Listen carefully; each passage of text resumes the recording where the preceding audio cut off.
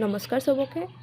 আমি আজি এইটো ভিডিঅ'ত আলোচনা কৰিম এই আমাৰ যে গাঁৱে গাঁৱে অৰুণোদয়ৰ ফৰ্মটো দি আছে, এইটো যে ফৰ্ম দি আছে কি কাৰণত দি আছে আৰু এইটো ফৰ্ম কিমান সঁচা আমি এইটো বস্তু নাজানো, কিন্তু এইটো ফৰ্ম কেনেকৈ আপোনালোকে ফিল আপ কৰিব সেইটোৱে মই এইটো ভিডিঅ'ত আজি আপোনালোকক জনাম।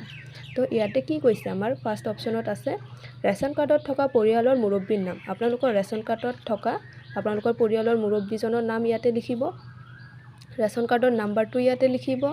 2 নম্বৰত ইয়াতে লিখিছে, 3 নম্বৰ অপশ্যনত দিছে ইয়াতে পৰিয়ালটোৰ যিগৰাকী মহিলা সদস্যৰ নামত অৰুণোদয় আঁচনিৰ বাবে আবেদন কৰা হ'ব তেখেতৰ নাম। আপুনি যাৰ কাৰণে কিবা কয় অৰুণোদয় আঁচনিটো এপ্লাই কৰিব খুজি আছে আপোনাৰ পৰিয়ালৰ পৰা, তো সেই বাইদেউজনীৰ নাম ইয়াতে লিখিব।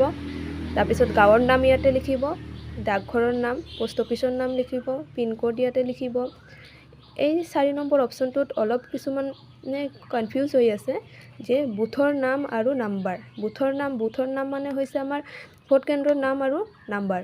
তো আপোনালোকে ভোট যে দিয়ে সেই ভোট কেন্দ্ৰৰ নামটো ইয়াতে লিখিব আৰু ভোট কেন্দ্ৰৰ নাম্বাৰটো ইয়াতে লিখিব। এইটো এতিয়া ভোট কেন্দ্ৰৰ নাম আৰু নাম্বাৰটো ক'ত পাব? বিএলৰ পৰাও পাব আপোনালোকে, আৰু আপোনালোকৰ ভোটাৰ আইডিৰ পিছফালেও এইটো ভোট কেন্দ্ৰৰ নাম আৰু নাম্বাৰটো দিয়া আছে।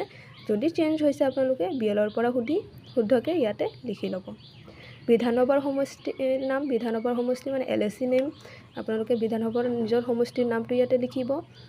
আৰু লাষ্ট অপশ্যনত আমাৰ ইয়াতে আছে মোবাইল নাম্বাৰটো দিব, আৰু ইয়াতে তলত পৰিয়ালৰ স্বাক্ষৰ, পৰিয়ালৰ মুৰব্বীৰ স্বাক্ষৰ, মানে আপোনাৰ পৰিয়ালৰ যোন মুৰব্বী হয় তাৰ ইয়াতে স্বাক্ষৰটো দিব দিছে।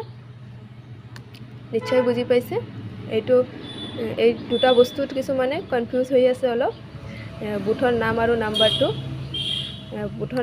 নাম্বাৰটো PS নাম্বাৰ আৰু নেম আপোনালোকৰ ভোট কেন্দ্ৰৰ বাইদেউ যে আছে BLO, সেই বাইদেউৰ পৰা সুধি ল'ব, নহ'লে ভোটাৰ আইডিৰ পিছফালে আছে। ধন্যবাদ।